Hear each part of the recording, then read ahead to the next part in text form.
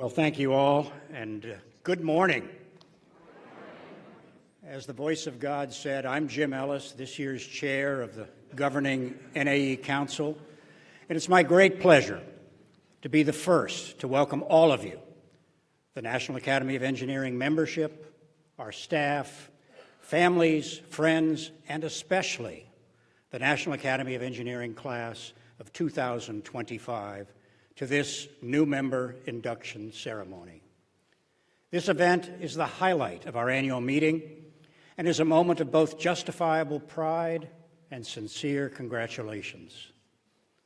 As I told the class yesterday, this class of 129 new members and 21 international members is the largest in the history of the Academy and reflects not just their remarkable achievements, but also the phenomenal growth of the engineering profession in substance and service to our world. Their election brings the total U.S. membership to 2,454 and the number of international members to 334.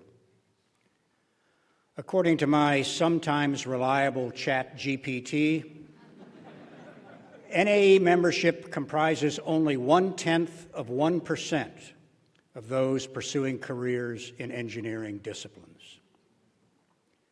Election to the National Academy of Engineering is among the highest professional distinctions accorded to an engineer. Academy membership honors those who have made outstanding contributions in at least one of the following categories: engineering practice, research, or education, pioneering of new and developing fields of technology, major advancements in traditional fields of engineering, or development and implementation of innovative approaches to engineering education, and finally, to engineering leadership of one or more major endeavors. NAE members, all of you, are among the world's most accomplished engineers from business, academia, and government.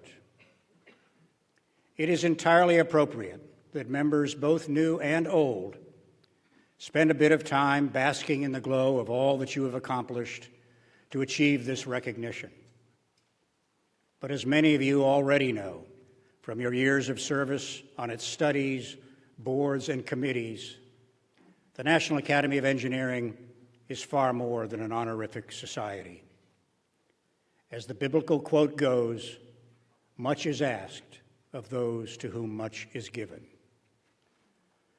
The roots of our Academy go back to its founding by President Lincoln in 1863. The National Academy of Sciences is still the legal entity under which both the National Academy of Engineering and the National Academy of Medicine reside. The mission of NASEM, as the combined entity is called, remains as Lincoln defined it. The Academy shall, whenever called upon by any department of the government, investigate, examine, and report upon any subject of science or art. Thanks to all of you. After more than 160 years, we continue to provide that service to the nation with insight and integrity. In July of this year, I was honored to assume the role of chair of the National Academy of Engineering Governing Council, succeeding Errol Davis. I know I speak for the entire Academy in expressing both our thanks to him for his selfless service and our sincere best wishes for his future health and happiness.